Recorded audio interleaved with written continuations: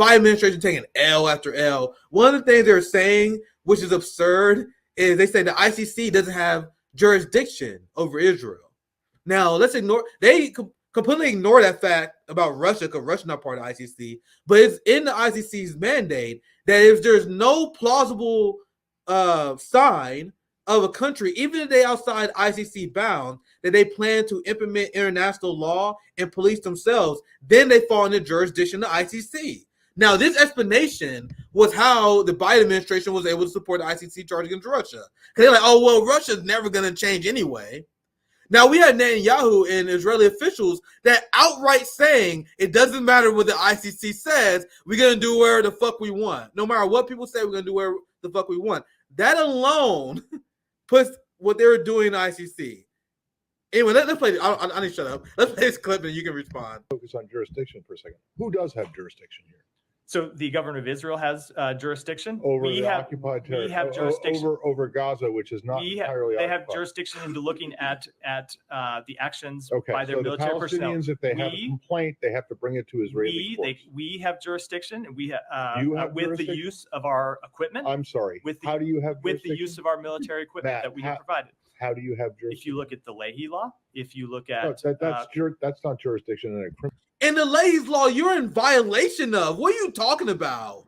Yeah, that's wild. He just referenced that. I mean, I'm going to bring that up next time I'm there. He just validated the Leahy law. Yeah, I'm definitely gonna be interested if that video is made public, if you're able to call them out on that. That was insane. But you guys see how the Biden administration in the Zionist project, they're in shambles to the point where they're just making shit up. And anyone who knows international law, they can easily call them out on this. They just relying on being in bubbles and what's he saying? He's being asked who has jurisdiction over Gaza, and at first he says Israel, and then he says the U.S. That is kind of just a weird answer. It's like, if we have jurisdiction, then why aren't we doing anything about it? Like, what? Because they all the time they say, well, this is Israel's war. We wouldn't, tell them what to do. Now he's saying we have jurisdiction, apparently. Yeah. I'll let it finish, and then you can share your thoughts after you see the whole video as well. Let's go back.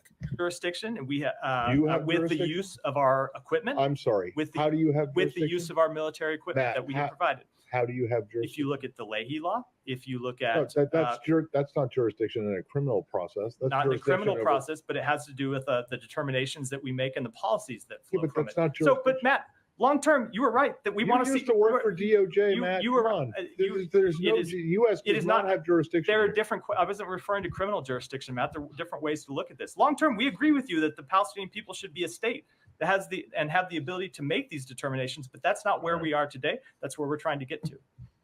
You see, nothing but pure panic at that point. Like, he just saying stuff to fill time at this point. Anything you want to add to this, and then I'm gonna show the Netanyahu reaction to the ICC as we wrap up. Anything else you want to add to this segment and reactions to that video? I think a lot of it speaks for itself. You just see the bumbling fools in the Biden administration who realize they're so wrong. They're just gonna use might makes right.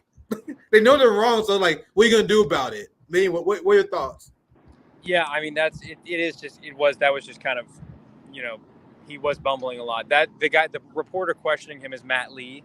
He's with the Associated Press, and he's one of the last good reporters with the Associated Press, and they call on him for whatever reason. There's this kind of deal in the briefing rooms where they must call on Associated Press first, and so he's kind of carved out this position where he's the State Department veteran, and he's actually asking good questions. So when you tune into those, be sure to give Matt Lee some love. He's on Twitter at AP Diplo Writer, and he's actually incredible. A good reporter. We featured his work quite a bit on RBN. Yeah. He's incredible. I got to know him a lot over the last 2 years. People watch RBN countless times. I covered this guy, Destroy. He's a legend.